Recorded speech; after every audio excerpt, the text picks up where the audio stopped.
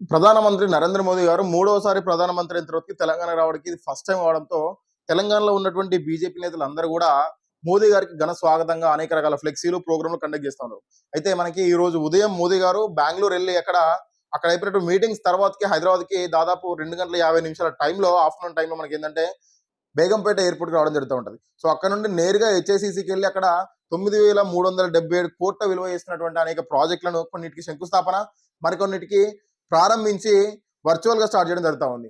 అయిపోయిన తర్వాత వెంటనే హైటెక్ సిటీలో ఉన్నటువంటి సాయి సింధు ప్రైవేట్ హాస్పిటల్ ని ఓపెన్ చేసి అక్కడ నుండి 6 గంటల 6:30 6:40 ఆ టైంలో ఏంటంటే మనకి సాయంత్రం టైంలో పర్యటనలో జరుగుతున్నటువంటి ఒక బహిరంగ సభకి మోదీ గారు అటెండ్ అవుతారు. సో అక్కడ నుండి 7:40 వరకు దాదాపు ఒక గంటన్నర సేపు మనకి ఏంటంటే మోదీ గారు స్పీచ్ ఉంటుంది.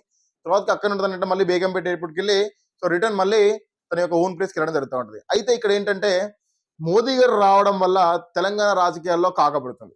ఎందుకంటే ఆల్రెడీ ప్రీవియస్ గా జస్ట్ మనకి కొన్ని డేస్ బ్యాక్ మాత్రమే, ఒక 1 వీక్ బ్యాకే మనకి బెంగాల్లో అసలు బీజేపీ అక్కడ వస్తున్నటువంటి అంచనాలు లేవు. అటువంటి టైంలో మనకి ఏంటంటే పశ్చిమ బెంగాల్ లాంటి ఒక రౌడీజం నడుస్తున్నటువంటి రాజ్యంలో కూడా మనకి బీజేపీ జెండా ఎగరవేసింది. నెక్స్ట్ బీజేపీ అమిత్ షా మోదీ గారి యొక్క నెక్స్ట్ టార్గెట్ తెలంగాణ అని చెప్తా ఉన్నారు. అయితే ఈ విధంగా చూసుకున్నట్లయితే ఈ టైంలో మోదీ గారు తెలంగాణ పర్యటన పెట్టుకోవడము, సో అది కూడా అనేక రకాల 9,377 కోట్ల వాల్యూ చేసేటువంటి అనేక ప్రాజెక్టులతో శంకుస్థాపన చేయడము. సో ఇదేంటంటే నెక్స్ట్ తెలంగాణలో బీజేపీ ఫామ్ చేయాలటువంటి ఆలోచనతోనే మోదీ గారు టార్గెటబుల్ గా మనకి ఏంటంటే తెలంగాణకి రావడం జరుగుతా ఉంది. ఇన్ని వేల కోట్ల ప్రాజెక్టులని శంకుస్థాపన చేస్తా ఉన్నారు. అండ్ నెక్స్ట్ ఇక్కడ ఉన్నటువంటి బీజేపీ నాయకులలో మోదీ గారు వస్తున్నారనే సంతోషం కంటే కూడా వాళ్ళ లోపల ఒక రకమైన విచారం ఎక్కువ ఉంది.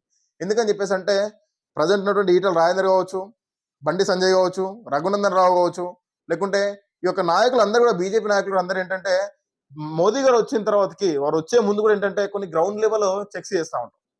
సో ఇక్కడ ఎవరికి ఏ విధంగా పనిచేస్తా ఉన్నారు, ఏ మినిస్టర్ ఏ విధంగా పనిచేస్తా ఉన్నాడు, సో బీజేపీ పార్టీని ఎవరు ముందు తీసుకెళ్తా ఉన్నారు, సో మన సిద్ధాంతాలను ఎవరు పాటిస్తా ఉన్నారు, సో బీజేపీ అగైన్స్ ఏమైనా వర్క్ చేస్తా ఉన్నారా, ఎవరైనా వేరే పార్టీకి జంప్ కానికున్నారా అని చెప్పేసి అనేక రకాల అనలైజ్ చేసిన తర్వాతకి సో మనకి మోదీ గారు రావడం జరుగుతూ ఉంటుంది. అయితే రీసెంట్ గా జరుగుతున్నటువంటి బండి సంజయ్ అండ్ ఈటల రాజేంద్ర వాళ్ళ ఇష్యూ కావచ్చు, అట్ ద సేమ్ టైం తెలంగాణలో బీజేపీ మీద కొంతవరకు ఏంటంటే వ్యతిరేకత స్టార్ట్ అవుతూ ఉంది. ఎందుకని చెప్పేసి అంటే వీళ్ళు ఇంతసేపు మాటలకే తప్ప చేతులు ఏం లేవు. ఇక్కడ మోదీ గారి కటౌట్ చూసి అండ్ బీజేపీ కండో చూసి బీజేపీ జెండా చూసి తప్ప ఇక్కడ లోకల్ నాయకులను నమ్మి వాళ్ళ మొహాలు చూసి మాత్రం వాళ్ళ యొక్క వీళ్ళు చేస్తారు, మన తెలంగాణలో వీళ్ళు బీజేపీ ఫామ్ చేస్తారు, సో వీళ్ళ వల్ల మనకి యూజ్ ఉందని చెప్పి మాత్రం ఎవరు కూడా ఓటేయట్లేదు ఇక్కడ. ఇది నిజం.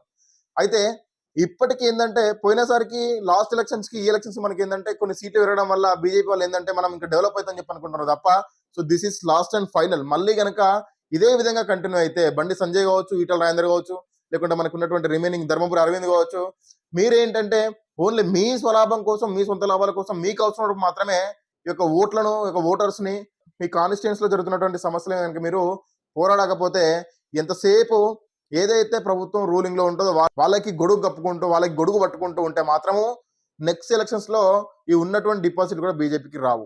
సో ఆ విషయం మోదీ గారు అర్థం చేసుకొని ఇప్పటికైనా కూడా తెలంగాణలో గ్రౌండ్ లెవెల్ రియాలిటీ ఏంటి, కార్యకర్త లెవెల్ నుంచి మనకి సెంట్రల్ మినిస్టర్ వరకు ఎటువంటి పనులు జరుగుతూ ఉన్నాయి, ఎవరికి లాభం జరుగుతూ ఉంది, సో ఎంతసేపు వీళ్ళ ఓట్ల గురించి, వీళ్ళ సీట్ల గురించి వీళ్ళు తాపత్రయపడుతున్నారు తప్ప తెలంగాణ ప్రజల గురించి, సెంట్రల్ నుంచి రావాల్సిన నిధుల గురించి సో ఎటువంటి ఆలోచన కూడా లేవు.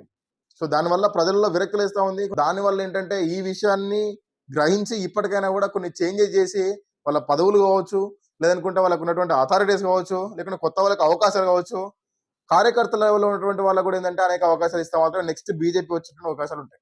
లేదనుకుంటే మాత్రం ఇప్పుడున్నటువంటి సీట్ల కంటే కూడా నెక్స్ట్ పడిపోయే అవకాశాలు ఎక్కువ ఉన్నాయి. సో దాన్ని దృష్టిలో పెట్టుకుని మాత్రమే మోదీ గారు ప్రజెంట్ తెలంగాణకు వస్తా ఉన్నారు. సో ఫోకస్ గా కొన్ని పాయింట్స్ తో మాట్లాడతారని చెప్పేసి అన్ని రాజకీయ వర్గాలు కూడా ఎక్స్పెక్ట్ చేస్తా ఉన్నారు. సో మోదీ గారు వచ్చినాక ఏం చేస్తారు, ఏం మాట్లాడతారు రాజకీయంగా, సో ఎవరికన్నా ఇక్కడ ఉన్నటువంటి రాజకీయ నాయకులు బీజేపీ నేతలకి ఏమైనా చేంజెస్ జరుగుతాయని చెప్పి చూడాల్సి ఉంది.